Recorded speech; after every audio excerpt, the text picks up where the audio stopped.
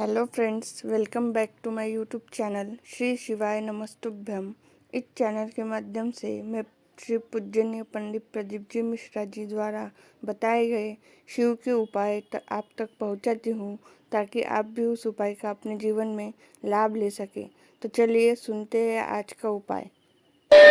दिए में जो फूल बत्ती लगती है, गोल बत्ती लगती है, गोल वाली, ये बत्ती हमेशा कोई विष्णु भगवान की पूजन कर रहे हो, शिव जी की पूजन कर रहे हो, कोई अन्य देवता का अगर आप स्मरण कर रहे हो तो गोल बत्ती लगाई जाती है। भगवान के मंदिर में पूजन कर रहे हो तो गोल बत्ती लगाएं। लंबी बत्ती, लंबी वाली जो बत्ती होती है, लक्ष्मी की पूजन में, देवी पूजन में, जितनी भी माताओं की आप पूजन करोगे, जितनी भी देवियों का आप स्मरण करोगे, उसमें लंबी बत्ती का प्रमाण है। पितरों की पूजन में लंबी बत्ती का प्रमाण है। पितरों को कभी गोल बत्ती नहीं लगती। आप मटके के पास में, परिंदे के पास में, जल के पात्र के पास में कोई भी अगर दिया लगाएंगे तो वहां गोल बत्ती रखकर लगाएंगे तो घर में लक्ष्मी नहीं टिकेगी। कई लोग कहते हैं कि परिंदे के पास, मटके के पास में, पानी के स्रोत के पास में, जहां जल भरते हैं, हंडा रखते हैं, टंकी रखते हैं, वहां पर मटके के पास बत्ती लगाओ, दिया लगाओ, पितर शांत रहेंगे। तो पितरों को शांत करो, मना नहीं है, पर दिया लगाने का नियम है कि पितरों को अगर आप दिया लगा रही हो मटके के पास, परिंदे के पास, या अमावस्या के दिन पितरों के लिए अगर दीप लगा रही हो तो गोल बत्ती अगर लगाओगी तो कार्य कभी सफल नहीं होगा। धन आएगा जाएगा, टिकेगा नहीं। इसलिए पितरों के लिए अगर दिया लगाना है, पूर्वजों के लिए दिया लगाना है, पितरों के लिए अगर दीप लगाना है तो लंबी बत्ती लगाइए। लंबी बत्ती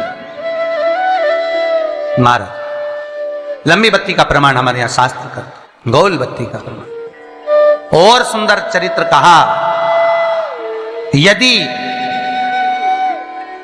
आपके जीवन में बहुत ज्यादा लक्ष्मी से तकलीफ है, कष्ट बहुत ज्यादा है, या इसलिए शायद कहा जाता है कि भगवान को सर्वश्रेष्ठ कौन सा चंदन अच्छा लगता है। आपको पहले भी कथा में कहा, आगरा की कथा अगर किसी ने सुनी होगी तो उसमें वर्णन किया है। भगवान को सर्वश्रेष्ठ चंदन कौन सा, भगवान को सर्वश्रेष्ठ चंदन कौन सा प्रिय है, वो कौन सा चंदन है जो भगवान विष्णु को लगाएं, राम को लगाएं, कृष्ण को लगाएं, वो कौन सा चंदन है जो श्री हरि को लगाया जाए। तो जीते जी भगवान विष्णु एक बार गले लगाते हैं, उसको कहते हैं हरि चंदन। कौन सा चंदन है? हरि चंदन। हरि चंदन बाजार में नहीं मिलेगा, हरि चंदन आपको बनाना पड़ेगा। कैसे बनाना है? तुलसी जब सूख जाए उसकी जड़ को निकाल लिया जाए, वो जड़ को पानी में धो लिया जाए, धोने के बाद उसको सिलबट्टे पर, पत्थर पर घिसा जाए, और घिस कर उसमें थोड़ा सा कुंकू, रोली डालकर तैयार कर कर जो भगवान विष्णु के मस्तक पर, कृष्ण राम के मस्तक पर लगा देते हैं, और उसकी एक बिंदी अपने हृदय पे लगा लेते हैं। जीते जी भगवान एक बार उसको गले लगाते ही हैं। हरि चंदन प्रियता। जैसे शिव महापुराण में रुद्र चंदन का भाव है,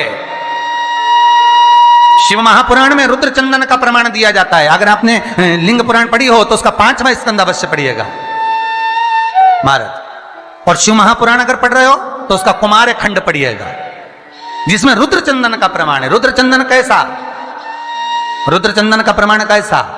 तो महाराज कहा, चंदन घिसकर, पीला चंदन घिसकर उस चंदन को 3 मुखी रुद्राक्ष पर लपेट लिया जाता है। 3 मुखी रुद्राक्ष पर उस चंदन को लपेटा जाता है।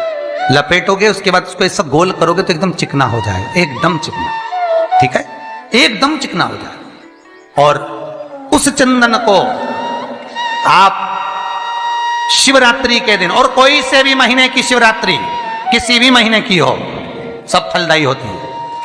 अगर आप पंचांग में देखेंगे तो शिवरात्रि लिखी हुई आती है, हर महीने शिवरात्रि पड़ती है। किसी भी महीने की शिवरात्रि पर रुद्र चंदन, अर्थात जो चंदन का आपने 3 मुखी रुद्राक्ष में लेपन करा है, उसका गोला बनाया है, वो चंदन अच्छा मोटा मोटा कर लेना, अच्छा बढ़िया, ऐसा नहीं कि थोड़ा बहुत ही लगाओ, पूरा रुद्राक्ष दिखना नहीं चाहिए, पूरा लपेट कर उसको शंकर के शिवलिंग पर ले जाकर रख दीजिए, और फिर धीरे धीरे शंकर भगवान का जल अभिषेक करना प्रारंभ कर दीजिए। वो चंदन पूरा धीरे धीरे शंकर के शिवलिंग पर डलना चाहिए।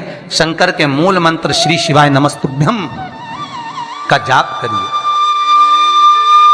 यह कहलाता है रुद्र चंदन। इस चंदन के अभिषेक से महाराज जो काम नहीं होता आप कर कर उस कार्य को प्राप्त कर सकते, सिद्ध कर सकते। रुद्र चंदन, हरि चंदन, रुद्र चंदन, ये वो चंदन है जो जीवन का सुख प्रदान करने वाले, हरि तत्व देने। मंगल है, राहु है, केतु है, दशा बेकार चल रही है, लक्ष्मी नहीं आ रही, कष्ट बहुत है, फैक्ट्रियां नहीं चल रही, कहीं मत जाओ, मेरे शिव की शरण में जाकर एक बार शिव महापुराण को पूरी सुनो। शास्त्र के हटकर कुछ नहीं बोलेंगे, जो शास्त्र सम्मत है स्कंद पुराण में, विष्णु पुराण में, नर्मदा पुराण में, लिंग पुराण में, शिव महापुराण में, भविष्य पुराण में जितनी जितनी बातें लिखी होती है उसको छाट छाट कर लेकर आते हैं, आपको बता देते हैं कि आप ये कर लो, उससे फायदा मिल जाएगा। कोई ज्योतिषी नहीं, कोई कुछ नहीं, बस केवल भजन करो, शंकर का अनुमोदन करो और विश्वास रखो शंकर पर, तो किसी को 1 रुपया देने की जरूरत नहीं पड़ेगी। भजन करो, विश्वास शंकर पर रखना, जन्म मरण और परण वो देगा, सुख वो देगा, समृद्धि वो देगा। जिसके घर में बहु रिद्धि सिद्धि हो, जिसके घर में अमोद और प्रमोद पोते हो, जिसके घर में शुभ और लाभ दरवाजे पर बेटे बनकर विराजमान होते हो, जिसके घर में स्वयं अखंड सौभाग्य देने वाली पार्वती हो, जिसके घर में लक्ष्मी देने वाली लक्ष्मी बेलपत्र के पेड़ के नीचे झाड़ू लगाती हो, जो स्वयं सरस्वती को स्वर प्रदान करता है वो शंकर है। जब सब कुछ उसके पास में है, कुबेर का खजाना वो चोर को दे देता है, जब सर्वस्वता उसके पास है, तो आप इधर उधर डोलते क्यों हो? क्यों डोलो? उस पर विश्वास रखो। वो शंभु, वो शंकर, वो त्रिकालदर्शी, वो कैलाशी, वो अविनाशी सुख देगा, आनंद देगा। पाने का तरीका केवल उसको रिझाओ। जो मंदिर आपसे दूर हो, जिस मंदिर में कोई नहीं जाता, जिस मंदिर में कोई दिया तक नहीं लगाता, उस मंदिर में तुम जाओ